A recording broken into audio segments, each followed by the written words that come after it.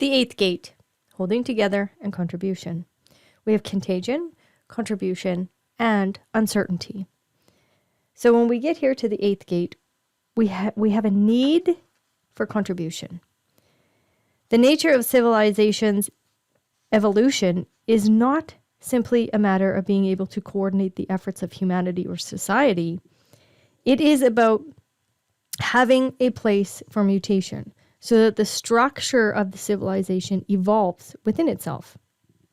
So when we get here to this right angle cross of contribution, it's all about making that contribution that is going to bring security and wealth. And this contribution is about being an example and taking individual responsibility. Only the individual is going to be ready to take a risk and enter into something completely different, to make a contribution in a completely different way, and be able to lead the rest of the community into adding whatever this contribution is into their lives, whether that be a change to a law, an ordinance, an architectural pattern, whatever that is. It is about being the example of it. So what is important is that when you're the example, other people then come together and can make a commitment. So as a community, we used to always get together and dedicate our time to build somebody else's barn, let's just say. But somebody has to be that example, has to set that off, and has to go out and do that. And what takes place out of this cross of contagion is always there to impact others. It is always there to deeply influence others because it can. It's contagion. So this individual contribution, as an example, becomes something that is very important and is also a civilizing step. So if everyone could be an example, then less force is necessary to keep everyone constrained by the rules.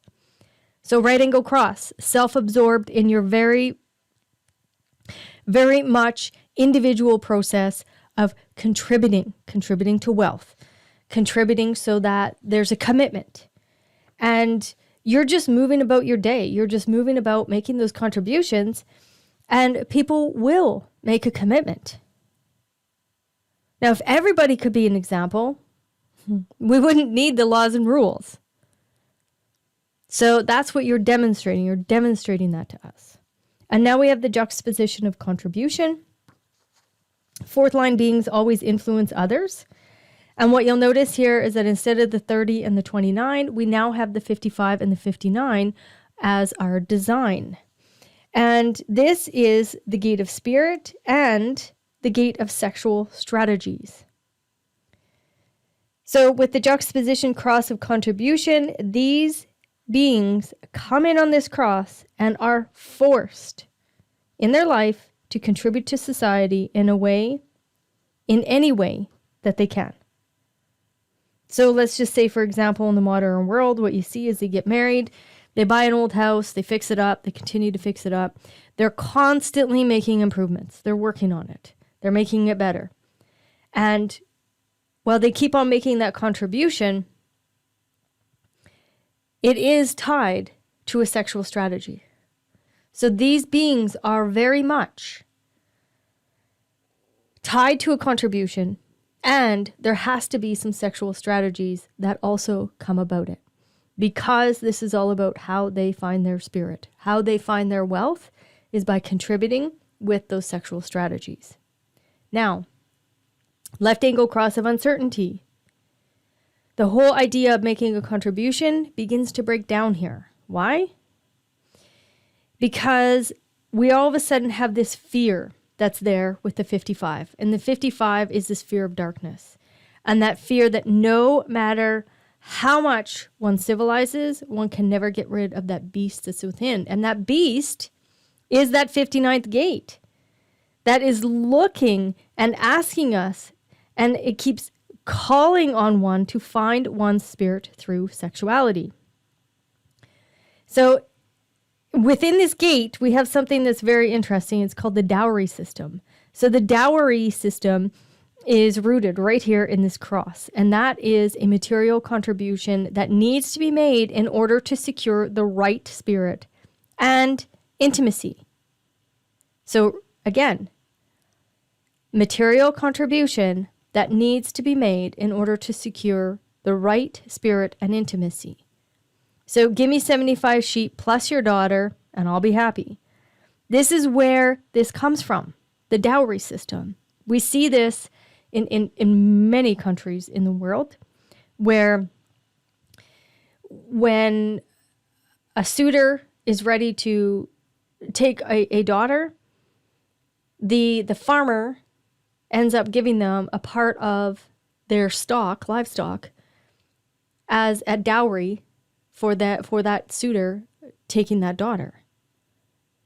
So the 55th gate, remember, is very moody. So there's lots of uncertainty here because of that mood. And melancholy is attached. So when we are looking at the 14, the 14 is saying wealth is ours and we must have it. So rather than simply being able to find your spirit through sexuality, which is what we had in the very first quarter, remember the first cross of contagion, this is more about being necessary. We're going to have a nice house, a nice little garden, a picket fence around it.